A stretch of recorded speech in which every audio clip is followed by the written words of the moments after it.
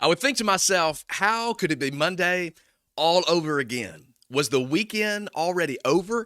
I would pull into the parking lot where I work, I would shut off the car, and I would lay my head against the steering wheel.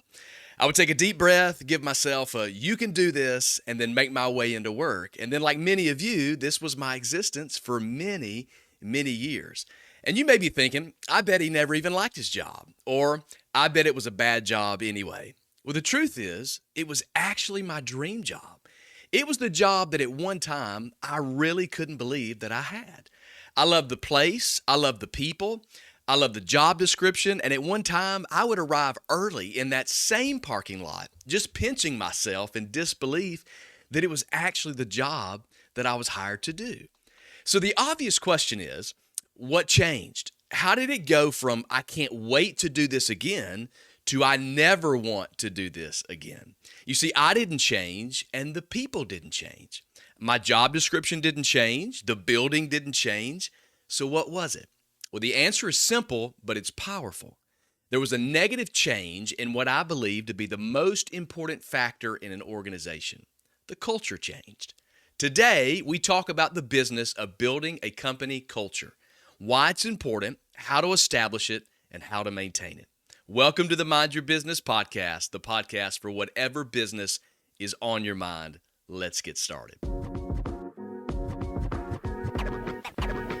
that's excellent.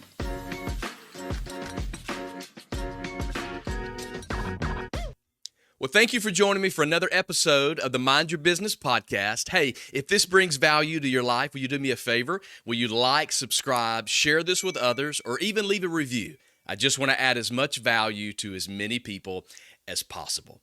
77% of employees currently say they hate their job. We talk about that a lot here. This is a good indicator that the cultures within our companies are actually broken. When you consider that we spend a third of our lives working, that means at least 77% of people spend a third of their lives miserable. This is a foundational reason that company culture is so important. The truth is, no one even argues this point. In one survey, 90% of managers said a candidate's fit with the organization is equal to or more important than their skills and experience. So basically, how well does the candidate fit in our company culture? Potential employees said the exact same thing. More than 1/3 of workers would actually pass on the perfect job if the culture wasn't a good match for them. A healthy company culture, it's crucial. It's important to note that every aspect of your life has its own culture. It's not just in the place of employment. So your family has a culture, your friend group has a culture, your church has a culture, your kid's ball team has a culture. Now, although today I'll speak through the lens of our organizations, I want you to know that these principles that we discussed, they'll apply to every environment that's in your life. So culture, regardless of the setting, it's just simply a shared set of values, attitudes, or behaviors, standards that make up an environment. So through this discussion, it may be becoming clear already that the issues that you're having, maybe it just comes down to culture. Meaning that you're finding that the issues within or with the values, behaviors, or the standards, the practices that we mentioned in the environments that you're in, that really it's coming down to issues in those key areas. So for clarity, let me just offer a few common elements that you may find in your organization that reveal a negative culture. Here's what people are commenting. One is poor communication. Poor communication lends itself to a bad company culture because people live, work, and exist in confusion, dismissing concerns and ideas. When someone comes to you or when you take a concern to someone who's an authority above you and those concerns are diminished or dismissed as unimportant. This is another one. Leadership is always unavailable. It's an environment where it's a closed door policy. It's hard to get to someone who's a decision maker. It's hard to get to someone who can change the environment or the culture. Another one is ignoring achievements. We'll talk about this later on in our discussion. But ignoring the achievements or the milestones, the markers of success that everyone has been working toward. Micromanaging is another one. People don't like to be micromanaged. They want to be empowered. They want to feel like that they have been set up for success to achieve and do on their own. Another is singling out employees in a negative way, excluding certain people on the team, and there are so many others. These are just to name a few. So today, I want us to do something about it. I don't want to just talk about it or complain. This is the podcast where we find solutions to the problems that we have. So how do we establish a healthy company culture? I believe there are three main categories or three main ingredients, three main ways, and every single organization has these, but few, I think, actually employ them. You've heard of these before, but let's discuss them again and remind ourselves of the importance. So here are these ingredients. The first is this: every company has a vision statement. A vision statement helps everyone understand what the main goal is. This is what the organization hopes to achieve. It's the destiny that they are creating. For example, early on, Microsoft's vision statement was a computer on every desk in every home. In other words, our vision as Microsoft is a world where everyone has a personal computer. Now today, a computer is on every desk and in every home and is very commonplace. They are packed into the phones that we carry around, but at this time, their vision had almost seemed unthinkable. However, it clearly defined why they existed and what they were aiming to achieve. This brought purpose and it brought unity to everyone who was building each day as they worked. On October 1st, 1971, 5 years after Walt Disney passed away, Disney World had its grand opening. And during the dedication ceremony, someone turned to Miss Disney and said, "Isn't it a shame that Walt didn't get to see this?" And her response is something that is so powerful when she says, "He did see it, and that's why it's here." You see, Walt Disney could see the future of Disney. He then inspired everyone around him to focus their efforts on making it come to life. Everyone shared the common purpose and the passion of making a dream become a reality. Imagine what would happen if everyone in your organization, in your environment, or on your team understood and shared the vision of what they were working toward.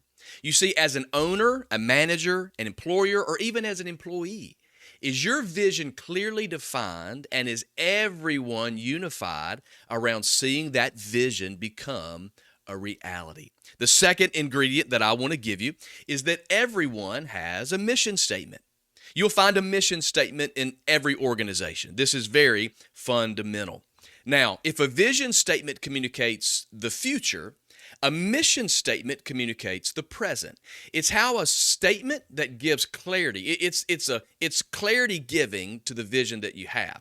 It's a statement that gives how you're going to work to make your vision a reality. It's one thing to see it. It's one thing to have a vision, but you have to know how you're going to make it become a reality. For example, Walmart's vision statement is this: it's to be the destination for customers to save money, no matter how they want to shop. And their mission statement is to save people money so that they can live better. So how do they achieve their vision? They do it by doing the daily mission of saving people money. I think many feel unfulfilled by their place of employment simply because there's no feeling of significance or purpose. But when you show up to a place every day that has a clear mission to it, it gives you purpose behind what you're doing. When you know that the part that you play in your organization is a part of something bigger than yourself and that it's making a difference, it changes the way that you see the work that you do. Many of us can't see the vision because we don't know the mission. This causes us only to see the tasks that are right in front of us. And we hate doing tasks, don't we? We hate showing up doing something that's mundane every single day. If you or your team or your organization is only working daily tasks, they'll never find fulfillment and your culture will never be healthy. It's understanding the why behind the what. We talk about that a lot on this podcast. Do you know the why behind what you do? For example, my family and I recently camped at a Sun Outdoors property, and we had a great experience. The staff worked really hard in just making sure that everything on the property was excellent. And on the day that we were leaving, I actually noticed an older gentleman who was changing the garbage. And so I just stopped by to thank him for his work. And I explained that my family and I had had a wonderful week camping together and that the excellence of the property had contributed to our experience. I told him that his hard work had been a blessing to our family. You see, he knew he wasn't just changing the garbage. He wasn't just cleaning a bathroom or any other task that he was assigned to do on that property. He was aware that his mission was to provide an atmosphere of excellence for families to make memories. The mission of your organization is vitally important to your culture. The third thing I'll give you is values. Every organization has values. Values are the fundamental beliefs and principles that guide your organization. Values are what help to shape your company's culture. These bring life to it. It puts structure around it. Values are important because these are the ways that everyone in your organization agree to work together. Values help keep everything in your organization in alignment. It brings clarity to what we will or we will not do, helping to just simply reinforce the mission that we're working on in order to achieve the vision of what we see. They all work together. For example, I mentioned camping with my family at Sun Outdoors. And so I just took a moment because of the excellence of the experience that we had, and I wanted to take a look at their values. And these are some of the values of Sun Outdoors. The first one that they said is to live the golden rule, to treat others the way that you want to be treated. Think about that. To show up every day as a team, as an organization, as employees and employers, and everyone values treating other people the way that you would want to be treated. They also value doing the right thing. They state that always choosing honesty and integrity in doing the right thing. They say we over me. They understand that they are all better together, that on a team, that working together, that we can accomplish more. I always say it's said there is no I in team. I always disagree with that statement because I believe it's individuals who make up great teams. And when individuals take everything they have and they employ it to make themselves better, collectively coming together as a team, everyone is better. And so Sun Outdoors values that as well. Another they say is mindset is everything. Attitude is important. We talked about this on episode 3 of this podcast, The Business of Better Attitudes. Your attitude is important. Another thing they say that I thought was unique is just keep it simple. Work smarter, not harder. Keep it simple. Let's simplify the complexities of what we do. They have hundreds, if not thousands, of properties across the U.S. of all different kinds. So in order to simplify the work to keep everyone on the main page, they value simplicity. They also value people being themselves. They state to be yourself and thrive. The value of individuals on their team. These values are powerful, and if employed, will guard their culture. No one should feel isolated in their role because they value teamwork. And then bad attitudes don't belong. They have set themselves up with success. They choose to see the glass half full. They treat others well because they want to be treated well. They do the right thing. Can you see how these values are powerful to the culture of an organization? And imagine if you employed values like this in your organization, supporting your mission and leading to your vision. Just talking about these, it makes it seem like they're an exciting organization to be a part of. When you think about what they're doing and how they see things and the environment that they create for all of their team, it makes it exciting. Like you want to go work there. And then in our vacation experience, everyone seemed to display all of these values. It was very clear and very evident. So we know that both employers and employees see the value in a company's culture. But how do we implement these? How do we employ all of these elements? Well, I want to offer you 3 important elements to success in order to take these 3 ingredients and make them come alive in your organization. And if you're going to do it, number 1, it takes commitment. If you're going to employ this into your organization, It takes being committed. Leadership must be personally committed to the vision, to the mission, and to the values of your organization. They then have to make decisions guided by these principles. It begins with leadership. In the organization that I lead, I've learned that staying committed to our mission and our vision and our values has been the biggest factor to our success. I can remember in our early days how surprised I was at how often someone tried to change who we were and what we were doing and even the ways in which we were doing it. And then ultimately, they were trying to change the why that we were doing what we were doing.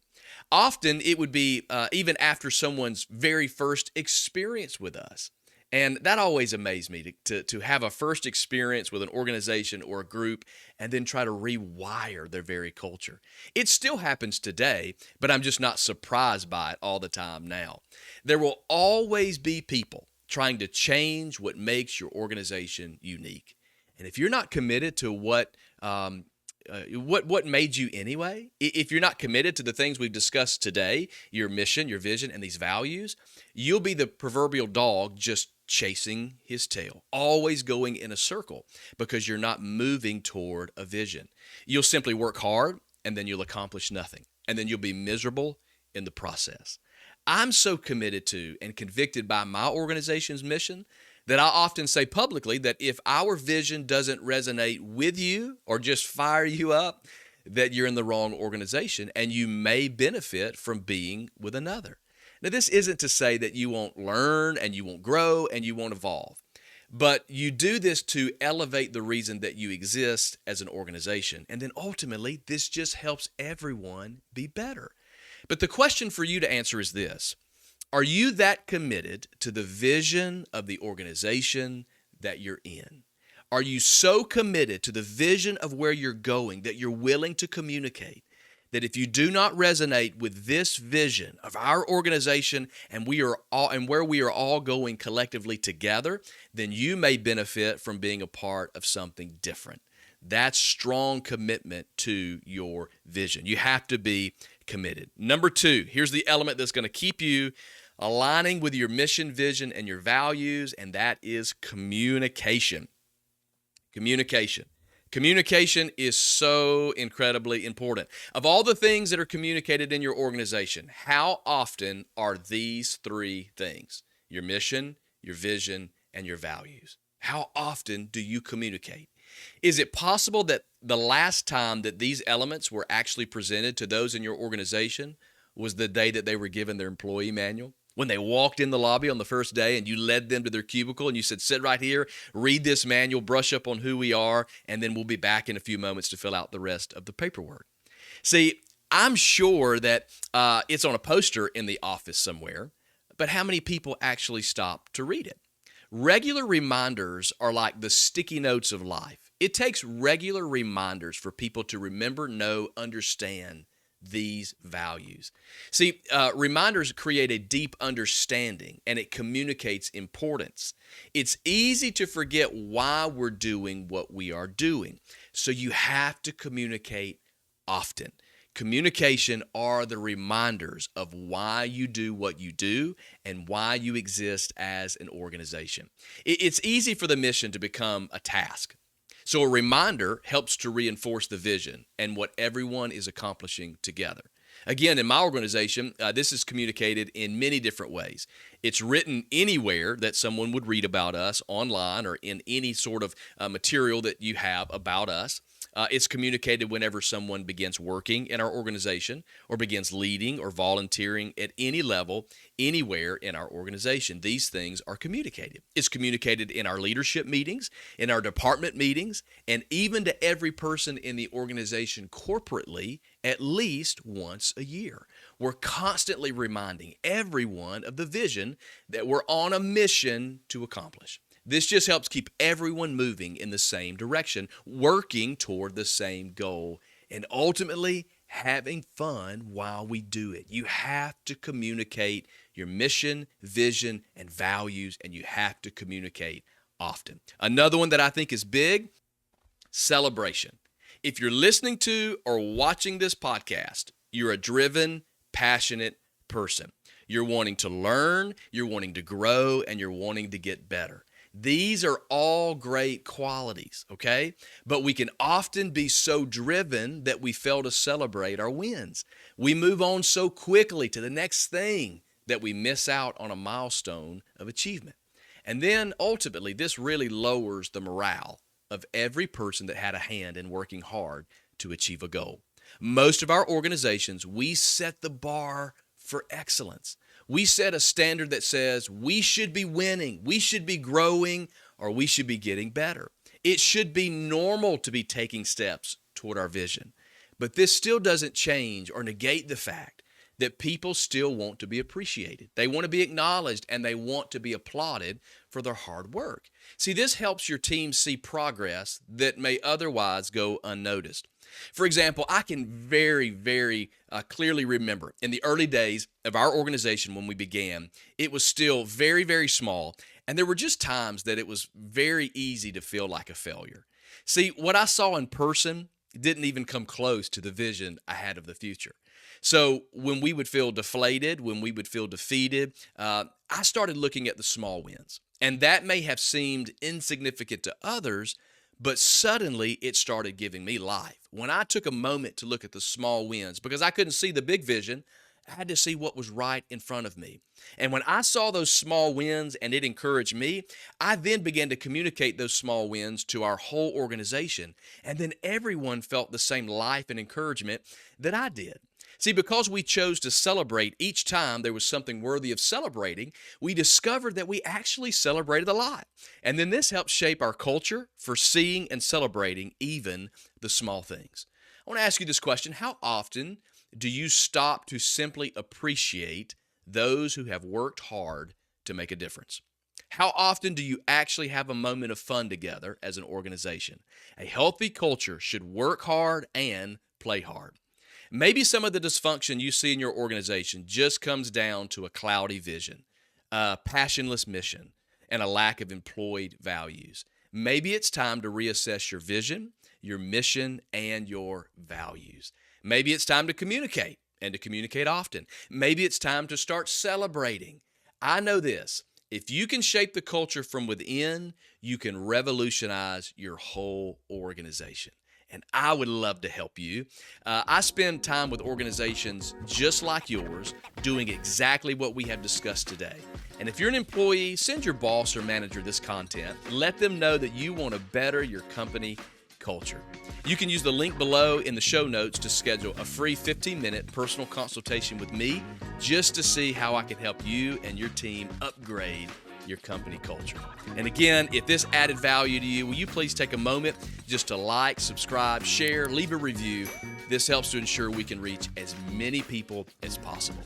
Don't forget, you can also interact with the podcast through all of the social media channels listed in the show notes. I want to say thanks again for being a part of the Mind Your Business podcast, the podcast for whatever business is on your mind. Go change the culture, and we'll see you on the next one.